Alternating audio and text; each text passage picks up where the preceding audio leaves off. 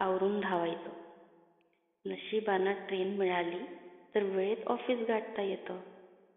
मी तिच्याकडे पाहिलं. ती काही विशेष वेगळी वाटत नव्हती, पण तिच्या शब्दांमध्ये एक खूप मोठी जखमेची किनार होती. थकत नाही का हो तुम्ही असं रोज? एकच क्रम, तेच काम, तेच लोक. ती हसली. थकतं ग शरीर, पण मनाला थकवायचं नाही. कारण या धकाधकीत वेळ कुणासाठी आहे? आपण थांबलो की सगळं मागे टाकून पुढे निघून जातं. पण एकटं वाटतं का? एखाद्याला सांगावंसं वाटतं? खूपदा वाटतं. पण बोलायचं कुणाला? नवऱ्याला सांगितलं तर म्हणतो किती तक्रारी करतेस. मित्रमैत्रिणी सगळे आपापल्या धावपळीत. ऑफिसात सांगितलं तर वाटेल की काम चुकवत आहे.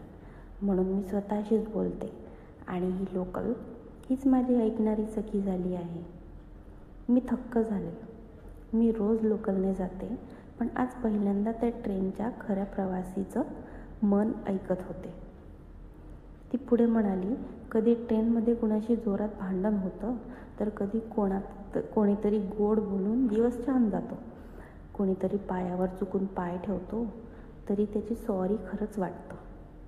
आणि कुणी एका जागेवरून उठून म्हणतं, तुम्ही बसा. त्या क्षणाला वाटतं अजूनही माणुसकी जिवंत आहे. मुलगा कितवीत आहे? मी विचारलं तर ती म्हणाली 8वीत. हुशार आहे, पण वेळ द्यायला जमत नाही.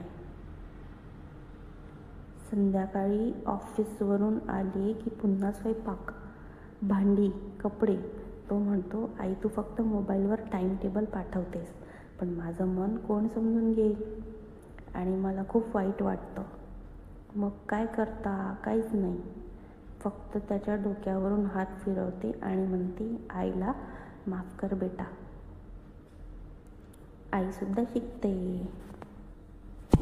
मी हळवी झाले. ती स्त्री माझ्यासमोर बसली होती, पण तिचं मन कधीच एका वेगळ्या पातळीवर जात होतं.